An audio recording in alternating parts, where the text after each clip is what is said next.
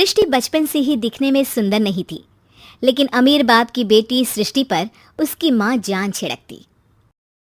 मेरी बेटी कितनी प्यारी है, भगवान सबको सृष्टि जैसी बेटी दे। सृष्टि धीरे धीरे बड़ी होती है।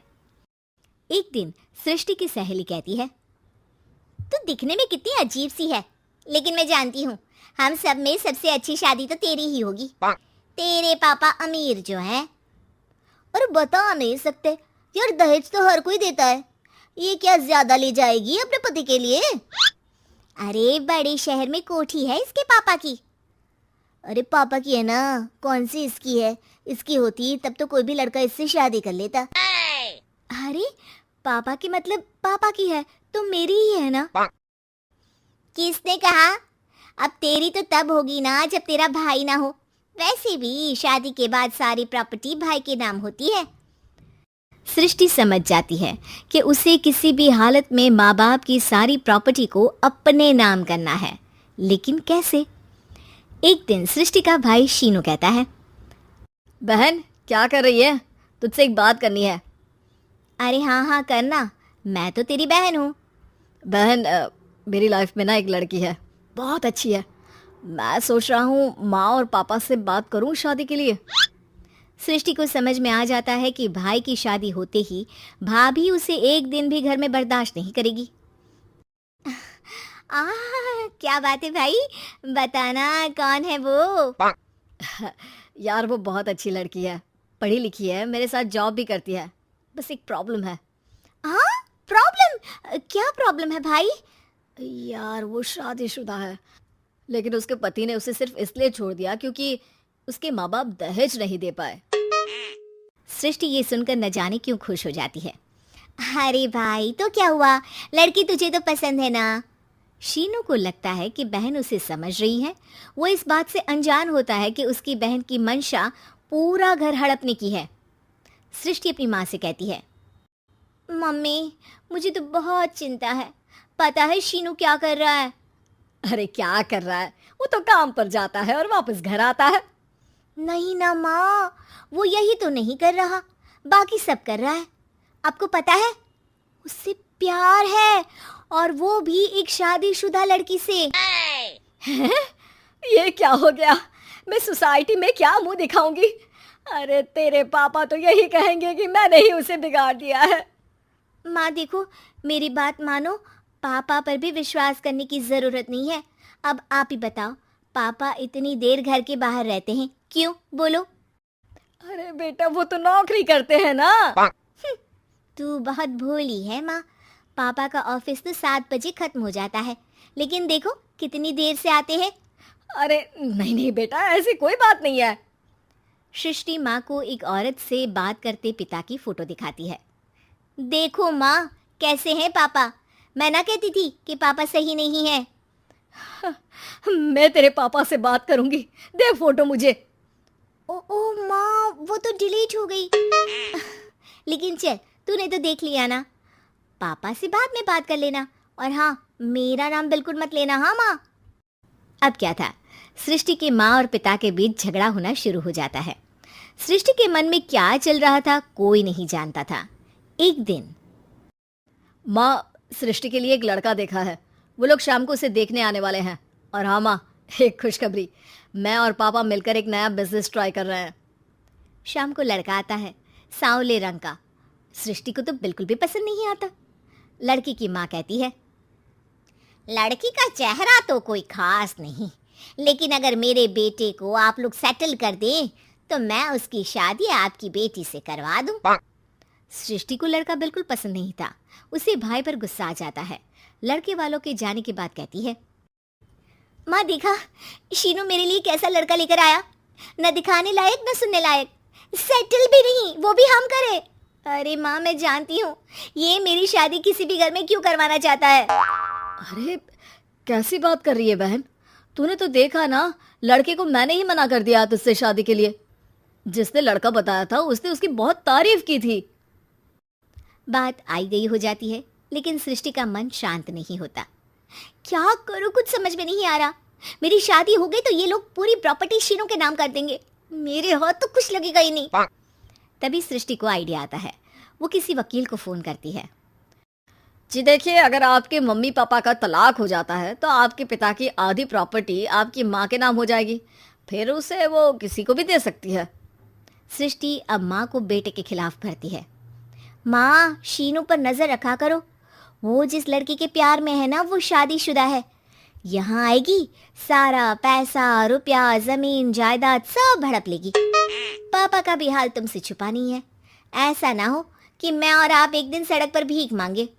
हे भगवान, मैं तो जीते जी मर जाऊंगी अगर ऐसा हो गया तो। ऐसा हो गया नहीं माँ, ऐसा ही होगा। अभी समय है, आगे का सोच लो। मैं तो कहती हूँ पापा से आधी प्रॉपर्टी लेकर अलग हो जाओ। पापा की आधी प्रॉपर्टी भी हम लोगों को अगर मिल जाती है ना, तो अगले 7 जन्म सफल समझो। बेचारी माँ बेटी के कहने पर पति से तलाक लेकर अलग हो जाती है। सृष्टि अब पैसों से गाड़ी और अपने दूसरे महंगे शौक पूरे करने लगी।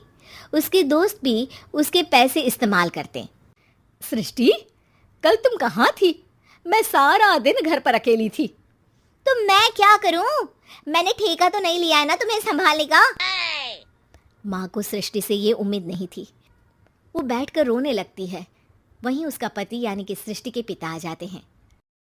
मैं जानता था कि तुम्हारा यही हाल होगा, तो आपने मुझे रोका क्यों नहीं? मैं रोकता तो तुम रुकती क्या? सृष्टि के कहने पर तुमने मुझ पर अपने बेटे पर शक किया, लेकिन तुम ये भूल गई कि कैसे हम दोनों ने मिलकर जीवन में इतना सब खड़ा किया। माँ पति के गले लग जाती है।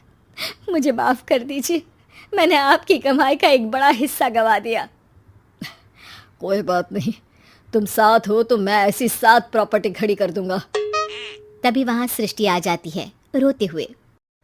माँ, मयंक ने मुझे छोड़ दिया। वो बोल रहा था जब तक मेरे पास पैसे थे तब तक ही वो मेरे साथ था। पापा, माँ, मुझे माफ कर दीजिए। चालबाज बहू लुधियाना की रीटा की जिंदगी बड़े ही मजे से गुजर रही थी। आस पड़ोस से लेकर नाती रिश्तेदार सभी रीटा को बड़ा मानते थे। वो सबकी पसंद नापसंद का ख्याल रखती। अरे बहन, ये लो कढ़ी बनाई थी मैंने, सोचा तुम बीमार हो तो तुम्हारे घर के लिए भी बना दी, खा लेना। सभी रीटा की तारीफ करते हैं। रीटा की ममेरी बहन कहती है, रीटा, तुम्हारा लड़का तो बहुत बड़ा हो गया है, उसकी शादी की नहीं सोची? सोच तो रही हूँ, लेकिन ऐसे लड़के से कौन शादी करेगा जो कमाता धमाता ही नहीं है। ये तो है। तू उसे समझाकर किसी काम पर क्यों नहीं लगाती? अरे क्या करूं बहन, समझाती तो बहुत हूं लेकिन समझता ही नहीं। किसी तरह कहीं काम पर लगा भी दो तो 2-4 दिनों में ही काम छोड़कर वापस आ जाता है। कहता है खुद का काम करना है। अगले दिन रीटा का बेटा मयंक कहता है, माँ, ये नेहा है, मैं इससे प्यार करता हूँ और इसी से शादी करूँगा। अब लेकिन नेहा बेटा, ये तो काम ही नहीं करता, तुम खाओगी क्या? माँ जी, आप जो खाएंगी वही मैं भी खा लूंगी, लेकिन शादी तो मयंक से ही करूंगी। रीटा नेहा और मयंक की शादी करवा देती है। हे जी देखिए तो, ये हमारा भाग्य है कि शहर की इतनी प्यारी पढ़ी लिखी लड़की हमारी बहू बनी। हाँ रीटा, सही बोल रही हो, वरना कौन बिना काम धाम के लड़के से शादी करता है। नेहा सारा दिन घर में रहती और सास को देख देख कर जलती कुड़ती रहती। अरे नेहा, तू तो बहुत लक्की है जो इतनी अच्छी सास मिली, माँ की तरह तेरा ख्याल रखती है। नेहा बिना मन के हंसकर निकल जाती है। आए दिन नेहा को उसकी सास की तारीफ सुनने को मिलती। मयंक, तुम्हारी मम्मी बहुत चालाक है, सबको सम्मोहित करके रखी हुई है। कोई मुझसे पूछे कितनी झूठी औरत है तुम्हारी माँ। अच्छा, कैसी, क्या झूठ बोल रही थी? अरे जिसे देखो वो कहता है तुम किस्मत वाली हो कि अच्छी सास मिली। क्या तुम लोग किस्मत वाले नहीं हो जो मैं मिली तुम लोगों को? अरे लेकिन यहाँ तुम्हें तो कोई जानता नहीं ना, तुम्हें तो लोगों को समझाना पड़ेगा कि तुम भी उतनी ही अच्छी हो जितनी की माँ है। उतनी? ना जी ना, मैं तो उनसे कहीं ज्यादा समझदार और गुणी हूँ। नेहा अपनी माँ को फोन कर सारी बात बताती है। अरे देख, तुझे सबके सामने अपनी सास को गलत साबित करना होगा। अगले दिन नेहा हाथ में टूथपेस्ट लगाकर घर के बाहर खड़ी होती है कि पड़ोसन उससे पूछती है, अरे नेहा बेटा, क्या हो गया? ताई, क्या बोलूं मैं, जी, मेरी सास ने गुस्से से जला दिया। मैं नहीं मानती, रीटा तो बड़ी ही भली औरत है। मेरा पति कोई काम नहीं करता ना, सारा सारा दिन ताने देती रहती है, कहती है तुझे खाना तभी दूंगी जब घर का सारा काम करेगी। पड़ोसन को नेहा पर तरस आ जाता है। वो सब जगह नेहा की कही बात फैला देती है। एक पड़ोसन दूसरी से कहती है, रीटा तो बड़ी ही खराब औरत निकली। हाँ हाँ, देखो तो कैसे बहू पर जुल्म करती है।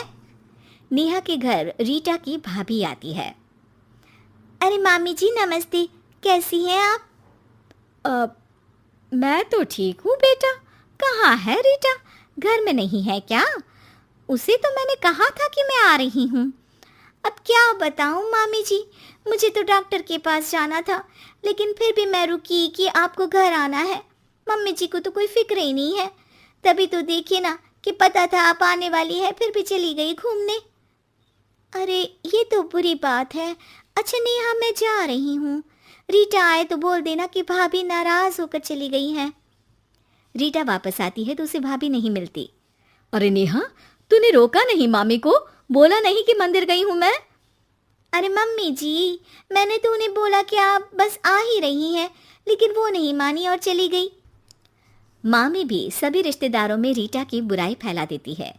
अब जो रीटा सबकी लाडली हुआ करती थी, वो सबकी आंख में खटकने लगी।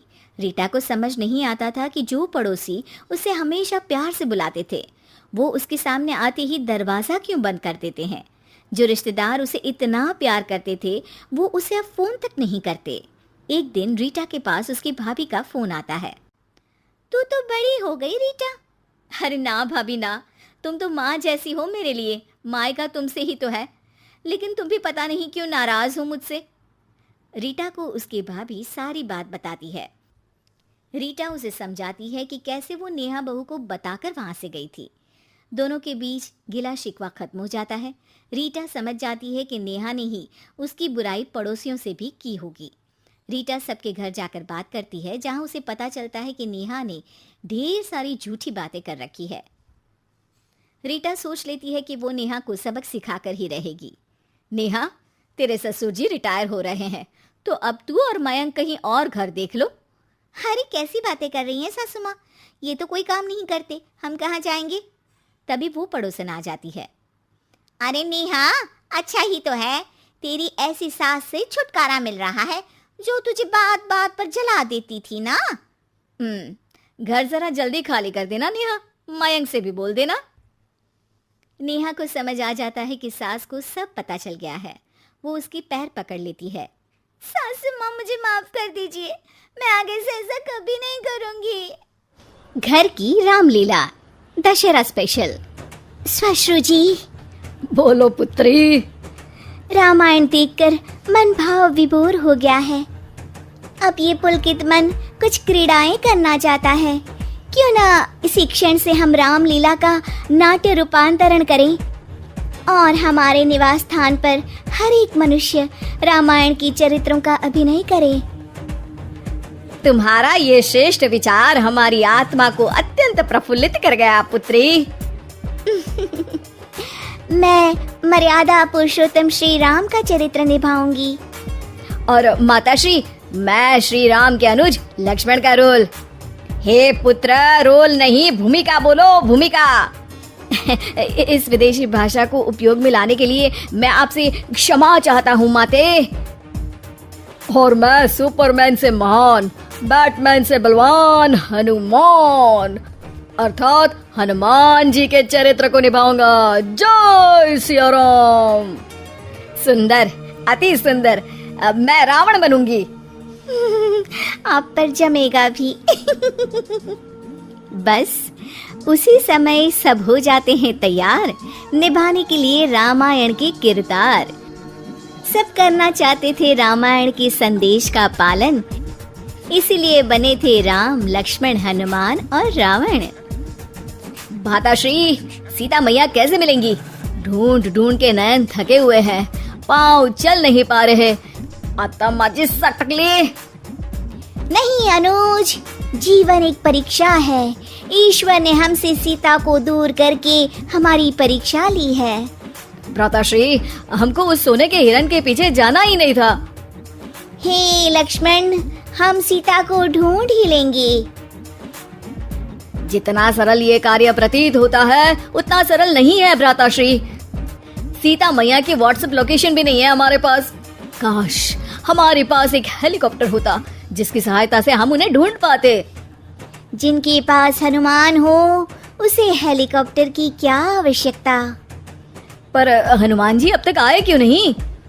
भूख लगी होगी उन्हें, तो चले गए होंगे सूरज वगैरह खाने के लिए।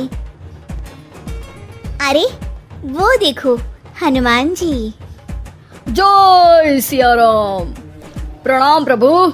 सीता मैया का पता चल गया। वो अशोक वाटिका में बैठी हैं लंका में। श्रीलंका के लिए तो पासपोर्ट बनेगा। नहीं लक्ष्मण भैया, नर और नील नाम के 2 इंजीनियर मित्र हैं हमारे।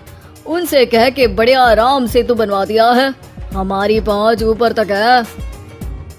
हम तुम्हारे कार्य से प्रसन्न हुए हनुमान, कोई वर मांगो। अब 1 दिन की छुट्टी चाहिए प्रभु। वो थोड़ा ऑफिस का काम है तो अभी मुझे अपने असली रूप में आना पड़ेगा और काम निपटाना पड़ेगा। जी हनुमान जी ससुर जी, आप काम कर लीजिए। पर आप चिंता ना करें भगवान, मैं आपको लंका में जरूर मिलूंगा।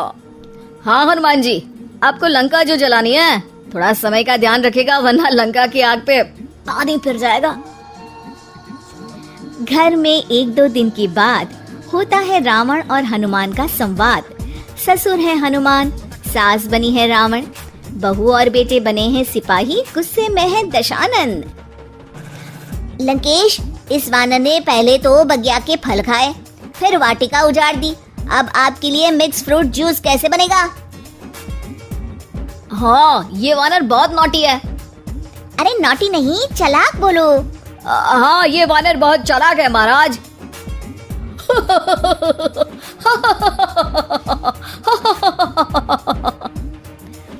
अरे इतना हंसने की क्या आवश्यकता है?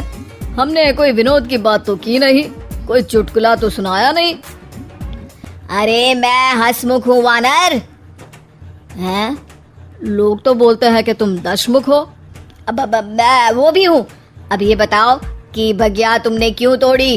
तुमको ये नहीं पता कि पेड़ तोड़ना पाप है? पाप तो किसी स्त्री का हरण करना भी है दशानन।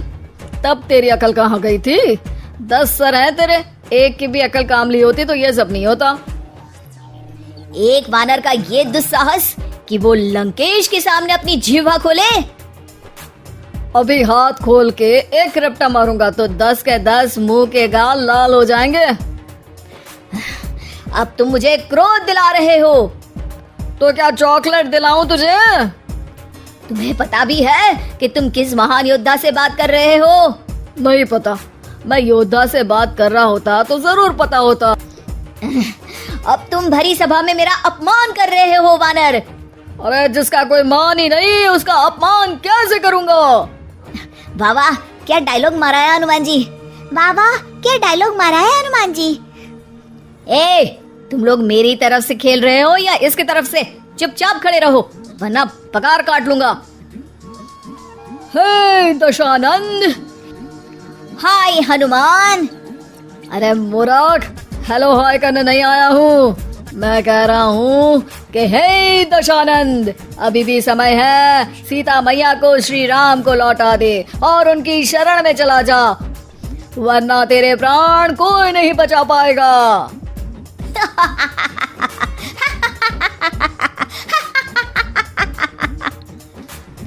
अरे तेरा सेंस ऑफ ह्यूमर खराब है क्या? किसी भी बात पे हंस देता है यार। मैं तो तुम्हारी बातों पे हंस रहा हूँ। तीनों लोगों में कोई पैदा नहीं हुआ जो मेरे प्राणों को हानि पहुंचा सके। अभिमानी रावण, मैंने तुझे समझाया बुझाया पर तू नहीं माना। अब तुझे अपनी जान से हाथ धोना ही पड़ेगा। ये जो 10 सर लेके तू 10 का दम खेल रहा है ना, कटेगा सर। एक एक करके सर सारे कट जाएंगे। तूने अपनी बातों से मेरा दिल जलाया है वानर। अब हम तेरी पूंछ जला देंगे। बस इस बात का ध्यान रहे कि पूंछ में आग लगते ही बाथरूम की तरफ भाग जाना, ताकि नाटक भी पूरा हो जाए और आग भी बुझ जाए। रावण, मुझ पे इतना ध्यान न दे, ज्यादा मुझको ज्ञान न दे। सैनिकों, इसकी पूंछ में आग लगा दो। सैनिक पूंछ में आग लगाते हैं। ससुर जी बाथरूम की तरफ भाग जाते हैं, लेकिन रास्ते में जलती पूंछ एक पर्दे से टकराती है और देखते ही देखते पर्दे में आग लग जाती है। हड़बड़ी में गड़बड़ी हो जाती है, एक नई मुसीबत आ खड़ी होती है। सब पानी लाते हैं, इतने में बढ़ जाती है आग। बाहर धुआं देख के पड़ोसी भी जाते हैं भाग। जैसे तैसे आग तो खत्म हो जाती है, लेकिन घर में ही लंका दहन हो जाती है। हाय राम! अरे रावण होके राम का नाम ले रही हो? अरे बस भी करो, नौटंकी के चक्कर में घर में आग लग गई है।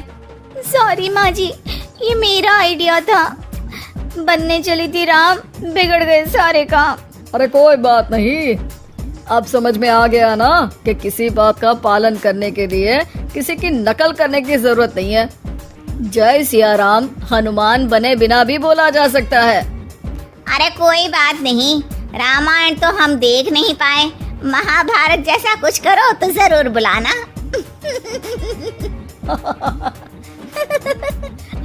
घर वाला बाहर वाला। कल्पना हमेशा से ही एक अमीर खानदान में शादी करना चाहती थी। उसकी और विजय की अरेंज्ड मैरिज हुई थी। विजय कल्पना के लिए वो सब करता है जो उसे पसंद है, चाहे वीकेंड्स पर महंगे रेस्टोरेंट में जाना हो या महंगे तोहफे लाना। पर कल्पना के लिए ये सब काफी नहीं था। विजय, हम जब आखिरी बार वो मॉल गए थे और हमने वो वाज देखा था, वो हमारे कमरे में कितना अच्छा लगेगा ना, हम वो ले क्या? अरे पर हमारे कमरे में पहले से ही इतने वाज और सजावट के सामान है, हम इतने महंगे महंगे सामान का करेगी क्या? वाह, अरे हर बात में लॉजिक। कभी मेरी इच्छाओं का भी ध्यान रखा किया करो। वो मेरी सहेली शीना है ना, इतने शान से रहती है, महंगे कपड़े, बड़ा घर, बाहर घूमना, क्या बढ़िया जिंदगी है उसकी। और यहाँ हम हर हफ्ते का हिसाब ही करते रहते हैं, शादी के पहले क्या क्या सपने देखे थे। शाम को कल्पना सब्जी खरीदने जाती है। भैया, मशरूम थोड़े महंगे हैं आपके। अरे कोई बात नहीं ना, आप आलू ले लो। आप कहें तो मैं आपको मशरूम दिलवा सकता हूँ। पिछले 3-4 बार से मैंने देखा कि आप मशरूम या कोई एक्सोटिक सब्जी का भाव सुन के खरीदती नहीं है। अरे नहीं, वो तो मैं ऐसे ही रेट पूछने के लिए, ताकि पता रहे, अपडेट रह पाऊँ। ओह ऐसा, आपको कहीं जाना है? मैं ड्रॉप कर दूँ क्या? अरे नाम का भी पता नहीं, ऐसे कैसे बैठ जाऊँ आपके साथ? नाम संकेत, और पता जब घर आना तो पूछ लेना। ठीक है, ड्रॉप कर ही दो। कल्पना संकेत की कार में बैठ जाती है। वैसे आप रहती कहाँ हैं? बातों बातों में कल्पना संकेत को सब बता देती है। ओह, तो आपके पति जॉब करते हैं? हाँ, कहने को तो फुल टाइम जॉब करते हैं, पर पैसा पार्ट टाइम कभी नहीं आता। मेरी तो लाइफ ही खराब हो गई उनके साथ शादी करके। कल्पना की रोती शक्ल देखकर संकेत को बुरा लगता है। अगर आपको कोई भी परेशानी है तो आप ये मेरा नंबर ले लीजिए, मैं पास ही में रहता हूँ। अगले दिन फिर कल्पना जानबूझकर संकेत से टकरा जाती है। धीरे धीरे दोनों रोज उसी समय मिलने लगते हैं।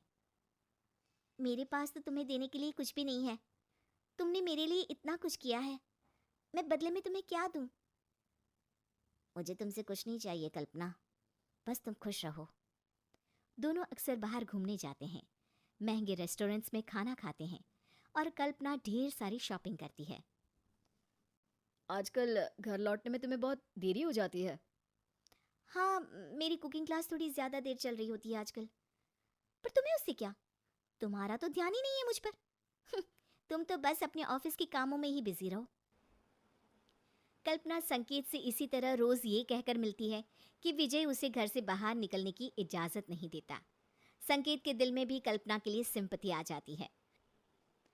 अब कल्पना को यूं बाहर जाना, महंगे रेस्टोरेंट्स में खाना घूमना पसंद आ गया है। अब उसके पांव घर में टिकते ही नहीं, वो बस अपना फ़ोन लेकर या तो फेसबुक पर चैटिंग करती रहती या बाहर घूमने निकल जाती। कल्पना, क्या हुआ है? आजकल बहुत ही बिजी शेड्यूल हो गया है तुम्हारा। मेरा मतलब है, तुम्हें 2 मिनट बैठकर मुझसे बात करने तक का वक्त नहीं मिलता क्या? अब मेरी एक सहेली का फ़ोन है, चलती हूँ मैं। कल्पना फ़ोन लेकर कमरे में चली जाती है। हाँ सोमेश, कॉलेज की बात तो तुम भूल ही गए कि हम कितना साथ घुमा करते थे। शादी की बात तो मेरा जीवन ही बर्बाद हो गया है। विजय को मेरा किसी से फ़ोन पर बात करना भी पसंद नहीं है। मैं तो बिल्कुल अकेली हो गई हूँ। अरे अरे प्लीज, तुम रो मत कल्पना। आज मिलते हैं ना, तुम दिल खोलकर मुझसे सब शेयर कर सकती हो। आंसू तो हम लड़कियों का सबसे अच्छा गहना होता है। इन्हें प्यास काटने में क्यों बर्बाद करूं भला।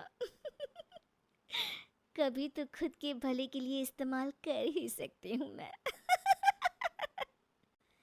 कल्पना और सोमेश एक बड़े से मॉल में जाते हैं। कल्पना मॉल में आकर बहुत खुश हो जाती है। तभी अचानक उसे वहाँ संकेत दिखता है। जैसे तैसे अपना मुंह छुपाकर वहाँ से बाहर निकलने लगती है। उतने में विजय से जाकर टकरा जाती है। अब विजय, तुम यहाँ? हाँ मैं? क्यों, मैं नहीं आ सकता यहाँ तुम्हारे साथ मॉल में? तुम अगर मुझे बता देती कि तुम और सोमेश यहाँ आ रहे हो तो मैं भी तुम्हें ज्वाइन कर लेता। कल्पना की नजरें शर्म से झुक जाती हैं। अब पर तुम्हें कैसे पता कि मैं यहाँ हूँ?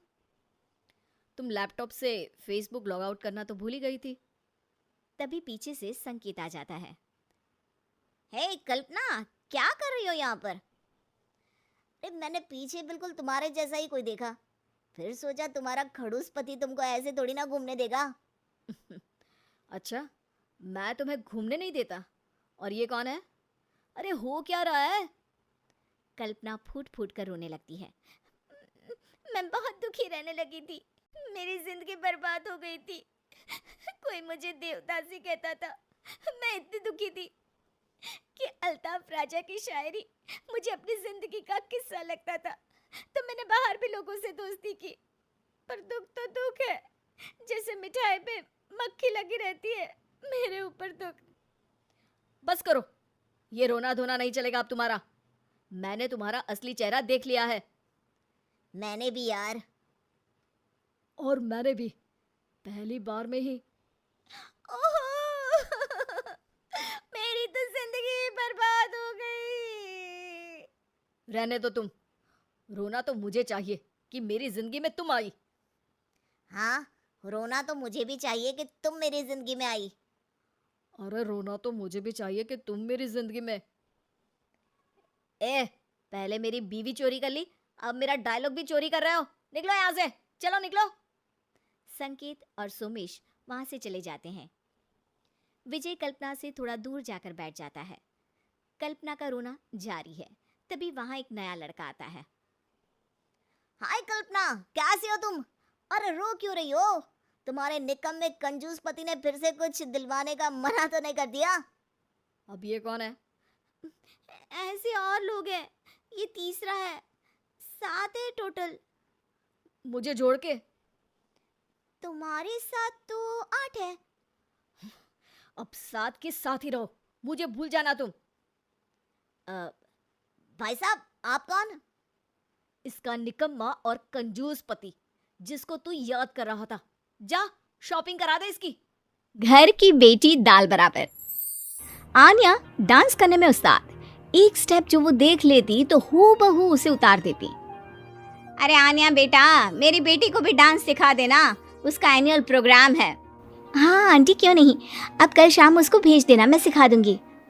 हाँ हाँ, नचनिया ही बन, आस पड़ोस के लोग तुझे इस्तेमाल कर रहे हैं। माँ, इस्तेमाल मेरा नहीं कला का हो रहा है। नाचना एक कला है, कला। आन्या हर बात में अच्छी थी, फिर चाहे वो अच्छा व्यवहार हो या फिर लोगों की मदद करना। वो हमेशा खुद के शौक को पूरा करने के लिए व्यस्त रहती। लेकिन घर वालों को तो उसका ये काम सिर्फ समय की बर्बादी लगता है। कहाँ है आन्या? उसको बोलो कि आज शाम को खाना वही बनाएगी। सपना देख लो कि तुम्हारी बेटी घर का खाना बनाएगी। अरे आसपास के लोगों का काम करने से उसे फुर्सत मिले तब तो कहीं जाकर वो हमारे घर का काम करेगी ना। देखो ना, इकलौती बेटी, ऊपर से गैर जिम्मेदार, अब करे तो क्या करे। तभी पड़ोस की पिंकी आ जाती है। अंकल आंटी, आन्या दीदी कहाँ है? वो क्या है ना, मेरा क्लास वर्क है, वो मुझे समझ में नहीं आ रहा, तो मम्मी ने कहा कि आन्या दीदी से पूछ लो। हाँ हाँ, क्यों नहीं, खुद का तो कोई काम है ही नहीं उसे। जाओ जाओ, सीढ़ी से ऊपर चली जाओ, वही कमरे में है आन्या। एक रोज शहर में डांस कंपटीशन वाले लोग आते हैं, जहां आन्या का डांस सबको पसंद आता है। क्या बात है, छोटे से शहर में इतना टैलेंट।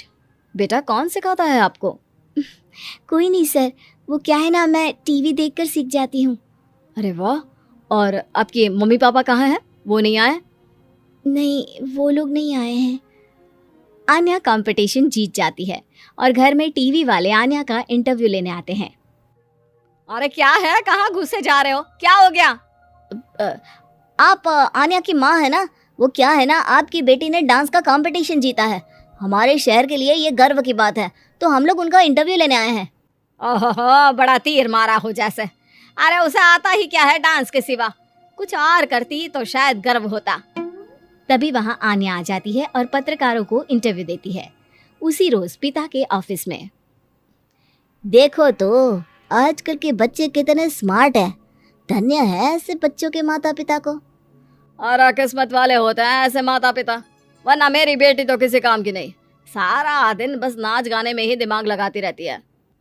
अरे वो बच्ची हमारे शहर की ही है, कितना नाम कमा रही है डांस में, हम तो उसकी बात कर रहे हैं। अच्छा, कोई डांस में भी नाम कमा सकता है? अरे दे देना भाई पेपर की कटिंग, दिखाऊंगा आन्या को भी मैं। क्या नाम बताया? आन्या? यही तो नाम है मेरी बेटी का, आन्या शर्मा। बड़े उम्मीद से रखा था कि कुछ अच्छा नाम कमाएगी, लेकिन नहीं, आजकल के बच्चों को माँ पापा की इमोशन की कदर है क्या? अरे ये देखिए, इस बच्ची का नाम भी आन्या शर्मा ही है, जो पूरे शहर का नाम रोशन कर रही है। पिता अखबार देखते हैं तो सामने बेटी की ही फोटो रहती है, लेकिन ये क्या, जिस फोटो को देखकर हर कोई गर्व कर रहा था, पिता को उस पर कुछ भी खास दिखाई नहीं देता। हमारी ही औलाद है ये, पता नहीं कब कहाँ जाकर नाम लिखवाती है, मुझे तो पता भी नहीं है। अरे शर्मा जी, जरा मिलवा दीजिए ना अपनी बच्ची से, मैं अपनी बेटी को भी ऐसा ही बनाना चाहती हूँ, मेरी बेटी को कुछ टिप्स दे देगी करियर को लेकर। अच्छा, ये दिन आ गया आपकी बेटी के, ले आइए कभी भी, लेकिन बाद में अफसोस ना करिएगा। सभी को आन्या के पिता की बात पर हैरानी होती है कि इतनी टैलेंटेड लड़की के माता पिता आखिर उससे चाहते क्या है। पिता घर आते हैं और माँ से कहते हैं, पता है तुम्हारी लड़की क्या कर रही है, या फिर ऐसे ही व्यस्त रहोगी हमेशा? अरे पता है मुझे, पर आपको कैसे पता चला? अरे कुछ पत्रकार आए थे, पता नहीं कहाँ कौन सा कंपटीशन जीत कर आई है, नजर रखा करो उस पर। तभी वहाँ पड़ोसन आ जाती है, जो पति पत्नी दोनों ही डॉक्टर होते हैं। नमस्ते भाभी, बधाई हो आपको आन्या की कामयाबी की। भाई भगवान बेटी दे तो ऐसी, कहाँ है वो? सच में आपको ऐसा लगता है कि भगवान ऐसी बेटी दे? तो ले जाइए ना अपने साथ, रखिए 2-4 दिन, खुद ही पता चल जाएगा। और नहीं तो क्या, सारा दिन करती क्या है, कहाँ रहती है, हमें तो कुछ पता नहीं होता, ना बताती है ना पूछती है। खैर देखिए, वो वक्त अब गया जब माता पिता बनकर बच्चों की परवरिश की जाती थी, अब तो बच्चों को साथ बिठाकर बात करना जरूरी है। वो क्या कहते हैं, बच्चे के दोस्त बने। तो क्या आप दोनों अपनी बेटी के दोस्त हैं? हाँ, बस अब यही बाकी रह गया था। खैर बताइए, क्या काम है आपको? वो क्या है ना, मैं और मेरे पति दोनों को ही इमरजेंसी कॉल आ गई है अस्पताल से। मेरी बेटी आन्या की अच्छी दोस्त है, तो मैं क्या उसे आन्या के पास छोड़ दूँ अगर वो फ्री है तो? माँ कुछ बोलती उतने में ही आन्या आ जाती है। वाह आंटी, क्यों नहीं, मैं फ्री ही हूँ, आप निश्चिंत रहिए, मैं उसका पूरा ख्याल रखूंगी। थैंक्स बेटा। वो अपनी बेटी उनके घर छोड़ जाती है, जो आन्या की उम्र की ही होती है। ये क्या मजाक है आन्या, हम लोगों को सोना भी होता है और हर घर का अपना कायदा होता है। मुझे बिल्कुल पसंद नहीं है कि तुम किसी को भी घर में घुसा लो। धीरे बोलिए पापा, कैसी बात कर रहे हैं? अंकल आंटी डॉक्टर है, पता है ना डॉक्टर का फर्ज क्या होता है। अगर वो किसी की जिंदगी बचा रहे हैं तो क्या हमारा फर्ज नहीं बनता कि हम भी उनकी किसी न किसी तरह से मदद करें? आपको तो पता है घर पर अकेले रहना कितना अनसेफ है। हाँ, तो दुनिया को सेफ करने का जिम्मा तू नहीं ले रखा है? अरे बहुत महंगे अस्पताल के डॉक्टर हैं वो लोग, खूब पैसा मिलता होगा, लेकिन ये नहीं कि मेड रख ले। क्या कहती आन्या, कैसे माँ पिता को समझाती कि किसी की मदद करना कोई बुरी बात नहीं है। खैर, कुछ महीनों बाद आधी रात को माँ जोर जोर से चिल्लाकर आन्या के कमरे में जाती है। बेटा बेटा आन्या, पापा के सीने में दर्द हो रहा है, बेटा कुछ कर। हाँ माँ, मैं डॉक्टर को फ़ोन करती हूँ। आन्या डॉक्टर को फ़ोन करती है, लेकिन माँ, डॉक्टर को तो आने में काफ़ी वक्त लग जाएगा। मैं पिंकी के पापा को बुला लाऊं? अरे वो नहीं आएंगे बेटा, वो लोग बहुत बड़े डॉक्टर हैं और हम लोगों के पास इतने पैसे भी नहीं हैं। माँ, मैंने डांस कंपटीशन में जो पैसे जीते थे वो है मेरे पास, आप चिंता ना करें, बस पापा का इलाज करवा ले। आन्या के कहने पर वो बड़े डॉक्टर ना सिर्फ आन्या के पापा का इलाज करते हैं, बल्कि उन्हें ठीक करके घर भी ले आते हैं। आज मैं सिर्फ अपनी बेटी की वजह से बच गया। भगवान सबको ऐसी बेटी दे। फिर एक सपना, उसके पूरे होने का डर क्यों? ये सब क्यों हो रहा है मेरे साथ, क्यों? प्रीति और उसके सपने, अनकहे अनजाने, कुछ राज समेटे हुए। ये कहानी शुरू होती है बंगाल के एक छोटे से शहर वीरानगंज से, जहाँ प्रीति अपने परिवार के साथ रहती थी। उसे बचपन से ही अजीबोगरीब एहसास हुआ करते थे, जिसके होने की वजह से वो आज तक अनजान थी। क्या हुआ बेटा, तू चीखी क्यों? बड़ी माँ, सपने में एक काले कपड़े पहना आदमी हाथ में खंजर लिए मेरे पीछे भाग रहा था। मैं चीखती हुई भाग रही थी और तभी मेरी नींद टूट गई। वो काले कपड़े वाला आदमी कौन होगा बड़ी माँ? ये सब कुछ नहीं होता बेटा, बस एक सपना था। वो इंसान है हम, तो सपने तो आएंगे ही ना। इन चीजों में दिमाग मत लगाया कर, सो जा। रूपा प्रीति को सांत्वना देकर कमरे से बाहर तो आ जाती है, पर उसका मन भी डर से भर जाता है। इतिहास अपने आप को दोहरा रहा है। हे देवी माँ, मेरी बच्ची की रक्षा करना। अगली सुबह प्रीति रोज की तरह कॉलेज के लिए निकलती है।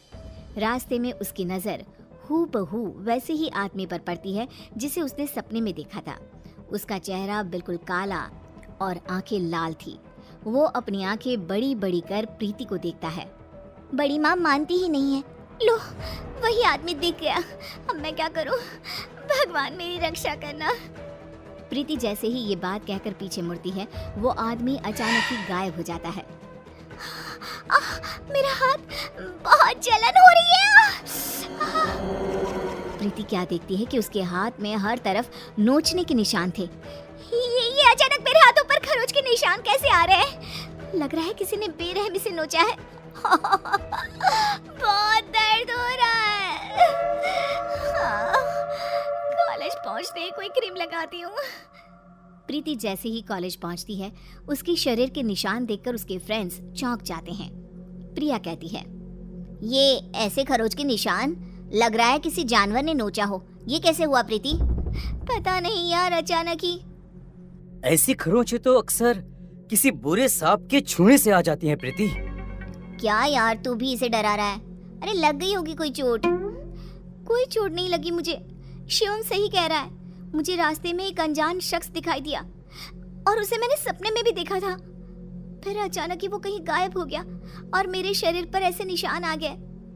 तुम्हारी बुआ के साथ भी कुछ ऐसा ही हुआ था ना? हाँ, पर मैं नहीं जानती ठीक ठीक कि क्या हुआ था। बट शायद मेरी ही उम्र की रही होंगी। मेरी तरह वो भी घटनाओं के होने से पहले उनको महसूस कर लिया करती थी। फिर एक दिन उन्होंने कुछ देखा और फिर वो कभी उठी ही नहीं। बस इतना ही जानती हूँ मैं। तुम लोग ये सब क्या लेकर बैठ गए? प्रीति को दवा लगा दो पहले और चलो हम लोग कॉलेज के बाद कहीं घूमने जाते हैं, मजा आएगा। प्रीति का मूड ठीक करने के लिए कॉलेज के बाद सभी घूमने निकल पड़ते हैं। सड़क दोनों तरफ से पेड़ों से घिरी हुई, एक ऐसा सफर जो सबका मन मोह ले। रास्ते में प्रीति की नजर एक हवेली पर पड़ती है।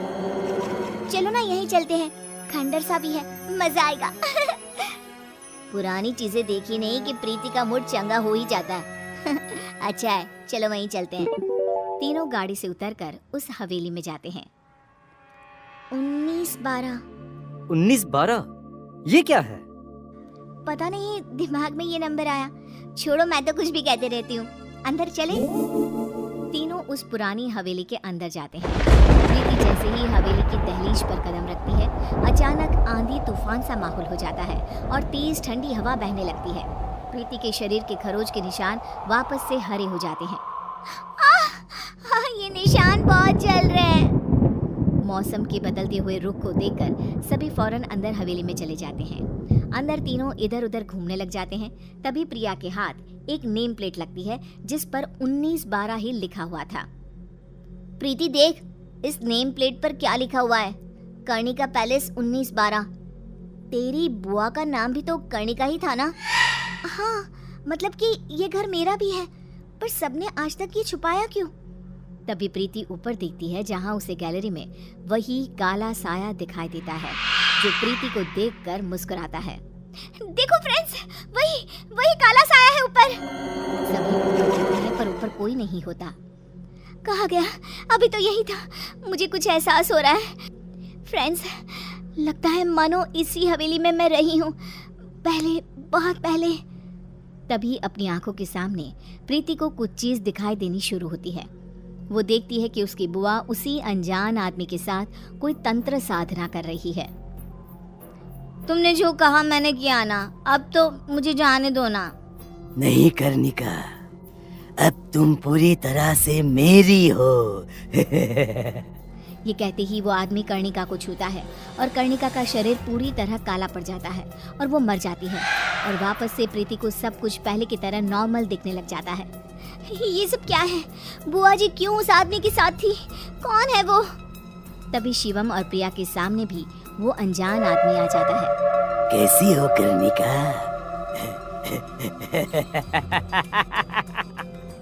प्रीति के रूप में फिर से पैदा हुई तुम। पर देखो किस्मत वापस मेरे ही पास आ गई ना। मैं कर्णिका? तुम्हारी बुआ कर्णिका, उसे काले जादू से ताकतें हासिल करनी थी और उसी काले जादू ने मुझे जन्म दिया। उसकी ताकत की लालच उसे ही खा गई और वो दोबारा तुम्हारे रूप में पैदा हुई। इसलिए तुम में बहुत सी शक्तियां हैं, पर अब तुम्हारे जाने का समय हो गया है प्रीति। वो कर्णिका थी, मैं प्रीति हूँ। मुझे किसी भी ताकत की कोई लालच नहीं है। You can't destroy me। वो काला साया प्रीति के पीछे भागता है, बिल्कुल उसी तरह जैसा उसने सपने में देखा था। प्रीति भागती हुई ऊपर कमरे में खुद को बंद कर लेती है। आज मेरा सपना ही मुझे बचाएगा। प्रीति अपने सपने को याद करती हुई कमरे के एक कोने में पड़े एक मटके को निकालकर जमीन पर छोड़ देती है और साया गायब हो जाता है। हमारी बहू की लालची सास। राजगढ़ की गौरी अपने माता पिता की इकलौती संतान थी। गौरी के पिता मेहनतकश किसान थे। वो सारा दिन खेतों में काम करते। गौरी अपनी माँ का किचन में हाथ बटाती। वो जंगल से लकड़ियाँ बीनती और माँ के चूल्हे में मदद करती। एक दिन वो जंगल में लकड़ी बीनने गई थी कि तभी उसे रोने की आवाज आती है।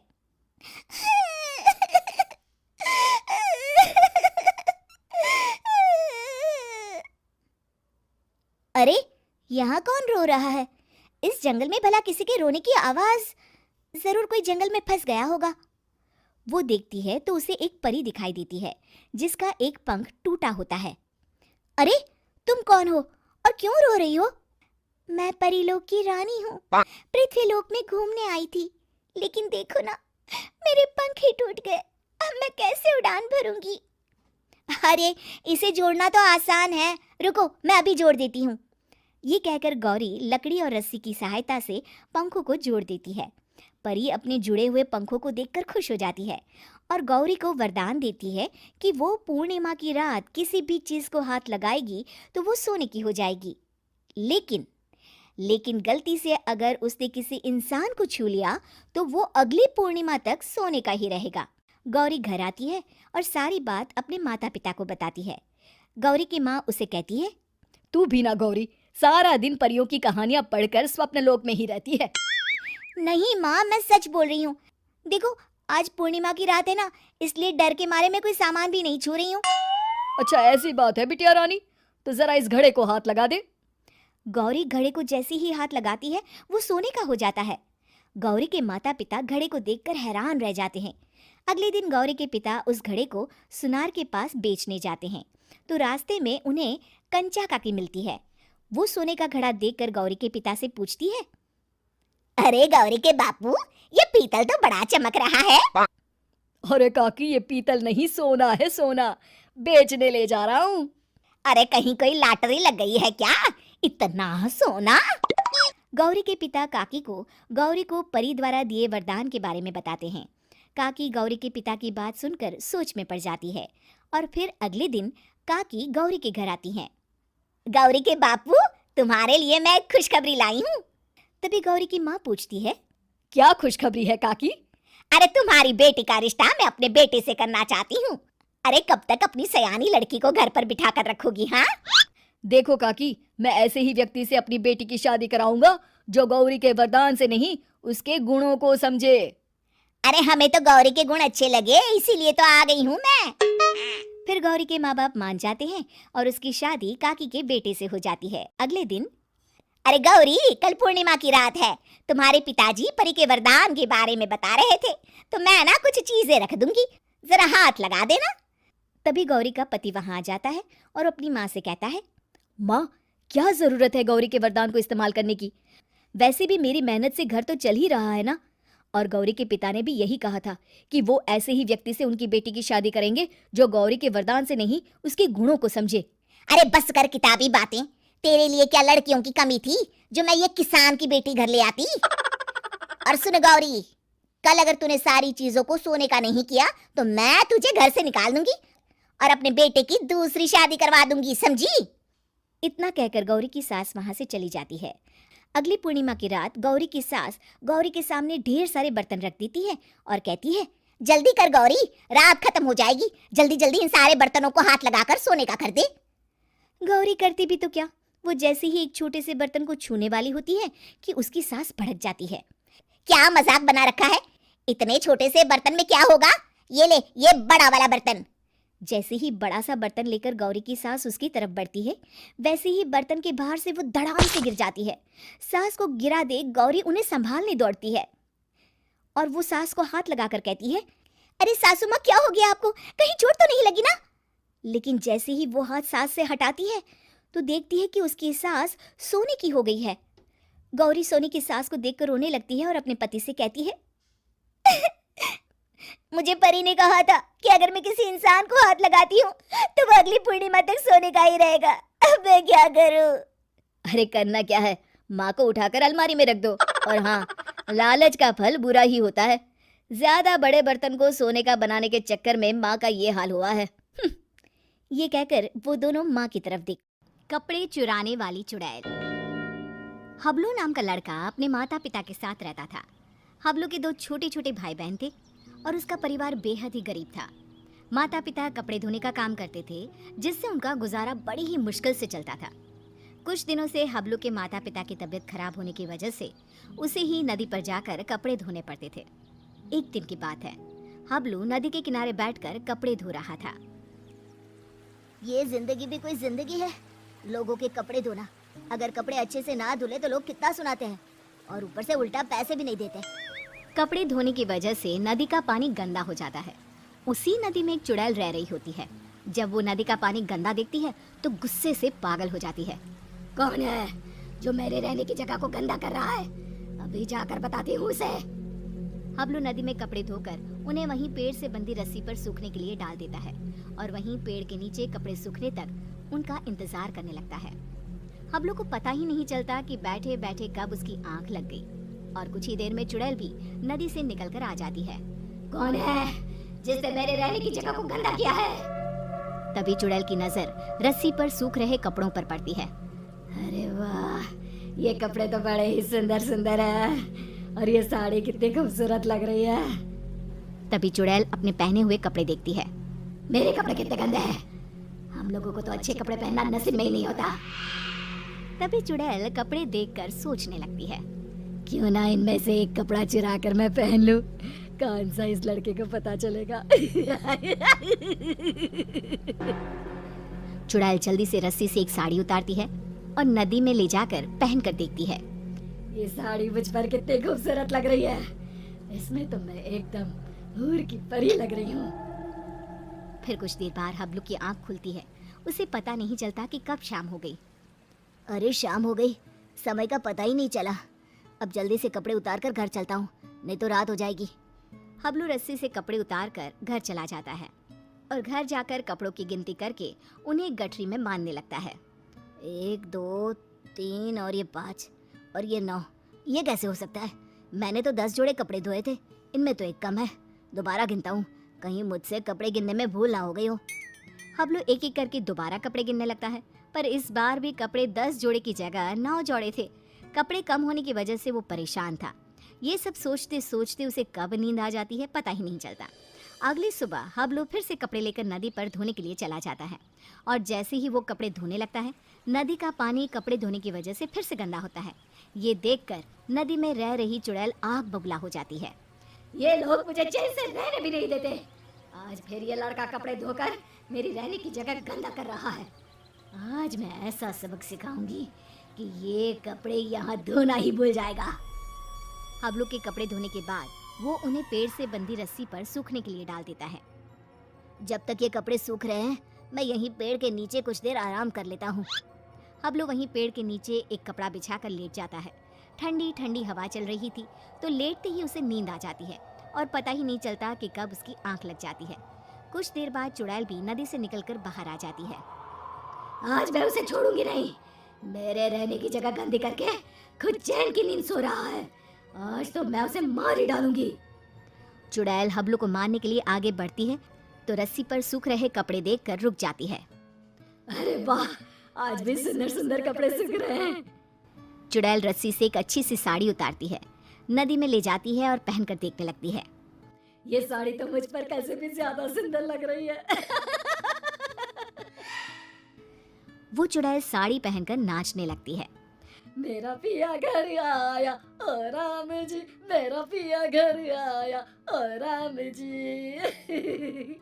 अब तो जब भी कपड़े धोकर सुखाया करेगा, मैं चुपके से जाकर उसके कपड़े चुरा लिया करूंगी और पहन लूंगी।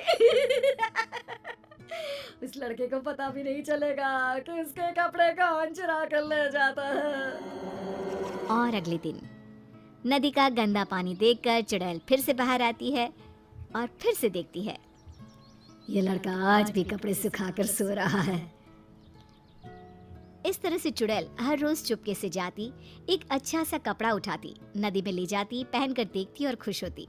जब हबलू सोकर उठता तो वो एक जोड़ी कपड़े गायब पाता।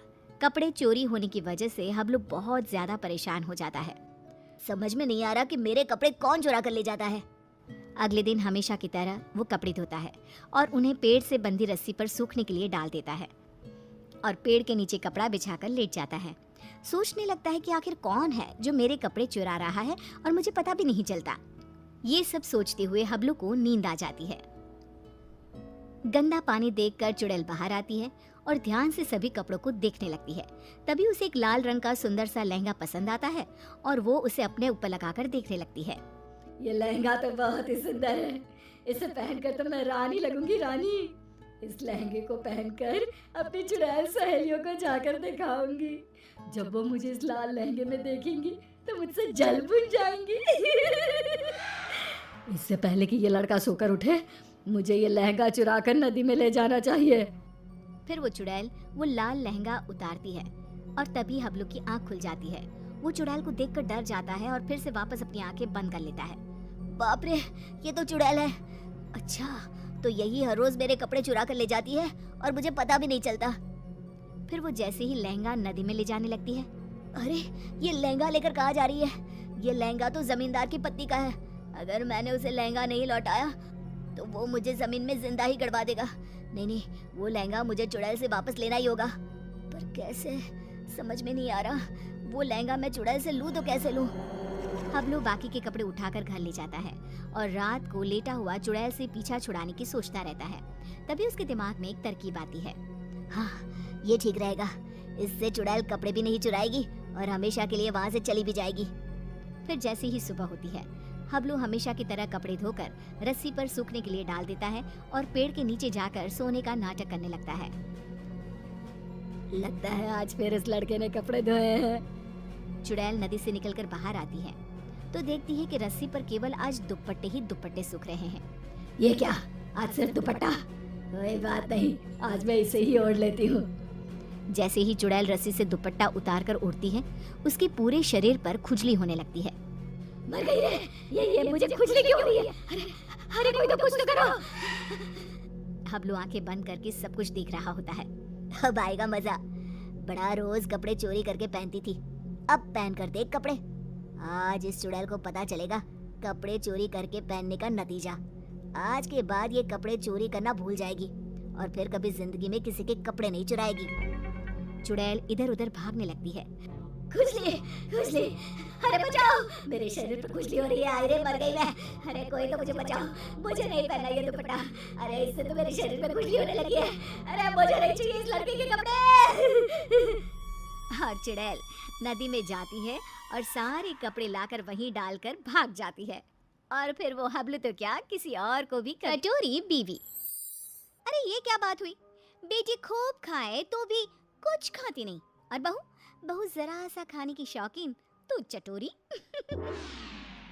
तुमसे कितनी बार कहा है ये सारी चीजें तुम्हारी हेल्थ के लिए ठीक नहीं है। तुम रोज रोज क्यों बनाती हो? रोज रोज कहाँ, कल कहाँ बना था। और वैसे भी तुम्हें तो पता ही है मुझे खाना कितना पसंद है, तो कभी कभी तो चलता है। तुम भी खाकर देखो ना, कितना अच्छा बना है।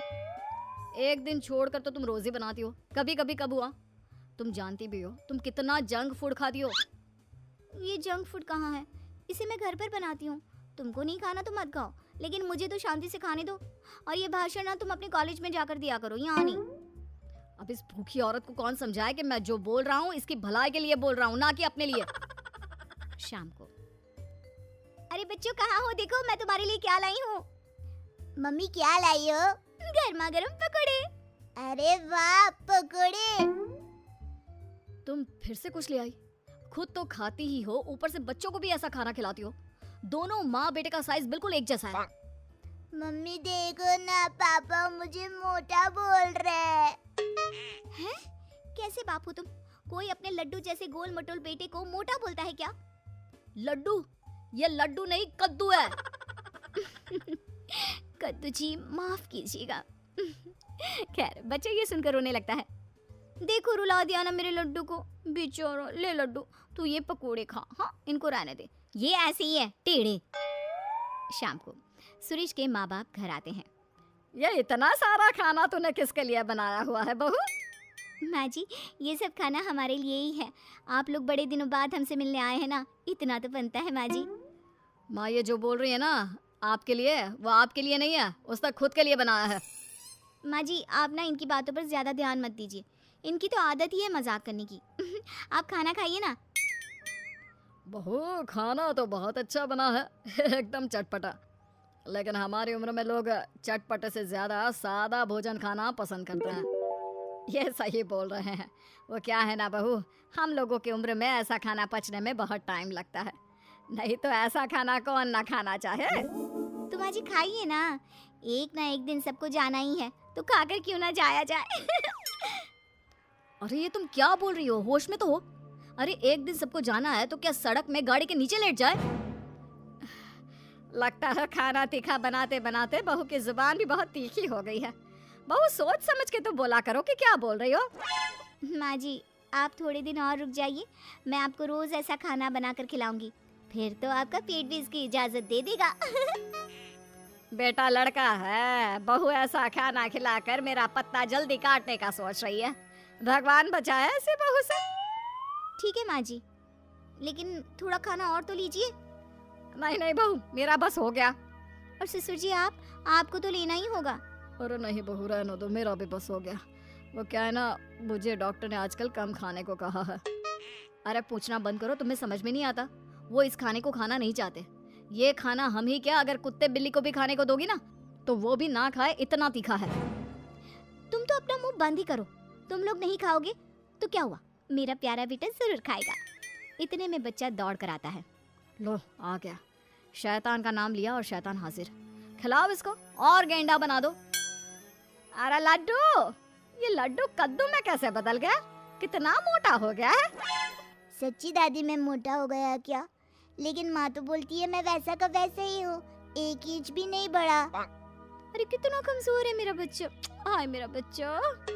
सच कहा, तुम्हारी माँ ने तुम्हें 1 इंच भी नहीं बढ़ने दिया। बस पेट बाहर आता जा रहा है। माँ जी, ये आप क्या बोल रही हैं? कहाँ है मेरा बेटा मोटा? इसे तो तंदुरुस्त बोलते हैं। तब तो मुझ जैसे को हड्डी बोलते होंगे ना। आप सभी लोग ना मेरे बेटे और मेरा मजाक मत उड़ाइए। चल बेटा, हम चलते हैं हमारे कमरे में, वहीं जाकर खाएंगे। ऐसे ही सुरेश की बीवी कुछ न कुछ नया बनाकर खाती रहती थी। लेकिन एक दिन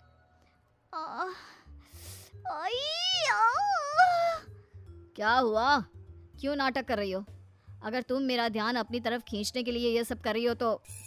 नहीं जी, मुझे सच्ची में बहुत दर्द हो रहा है। इतना दर्द जैसे पेट में आग लग गई हो। क्या सच्ची में? क्या खाया था? आग पेट में लग गई? कैसे? मैं दर्द से परेशान हूँ और आपको मजाक लग रहा है। मैं ये दर्द नहीं सह पाऊंगी। मुझे डॉक्टर के पास ले चलिए प्लीज। पागल, डॉक्टर के पास नहीं, तुझे तो किसी खाने के ठेले में खड़ा कर देते हैं। क्यों? वहीं जाकर तुम ठीक हो जाओगी। सुरेश अपनी बीवी को पास के हॉस्पिटल ले जाता है और उसे दिखाता है। डॉक्टर जी, क्या हुआ है?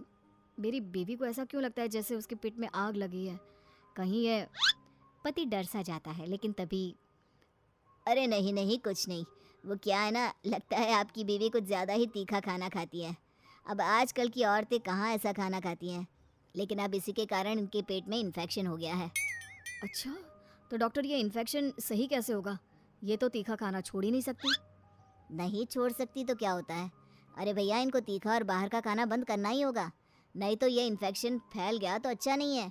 इसका ऑपरेशन करना पड़ेगा। फिर तो ये गजब सा फिगर है ना भाभी जी का वो अम्मी जी जैसा हो जाएगा। बाकी भाभी जी की मर्जी। नहीं नहीं, मैं मोटी आंटी जैसी नहीं बनना चाहती। पर डॉक्टर साहब, अच्छा मैं ये सब खाना छोड़ दूंगी। पति डॉक्टर को देखता है और फिर, तुमने सुना डॉक्टर की बात? तुमसे कितनी बार कहा मैंने, लेकिन तुम नहीं मानी। अब कर दी ना अपनी तबीयत खराब। और खाओ तीखा चटपटा खाना। तुम अब चिढ़ाओ मत मुझे। अच्छा, तुम ये डॉक्टर से पूछ कर आओ ना कि हफ्ते में एक दिन खा सकते हैं क्या? उस वक्त तो डर के मैंने बोल दिया था, लेकिन अब मुझे मुश्किल लग रहा है। यहाँ जान पर बनाई है और इसको खाने की पड़ी है। अभी भी आधी रात को मेरी नींद खराब कर तुमको अपने खाने की चिंता हो रही है। यार कुछ तो सुधर जाओ। तभी सास बच्चे को लेकर आती है। बेटा, ये छोटू भी पता नहीं क्यों पेट पकड़ कर बैठा है, जरा देख ले। अब इसे क्या हो गया? माँ, मुझे तो डर लग रहा है कि कहीं इन दोनों का ही ऑपरेशन ना करवाना पड़ जाए। अरे पर तू पैसे कहाँ से लाएगा?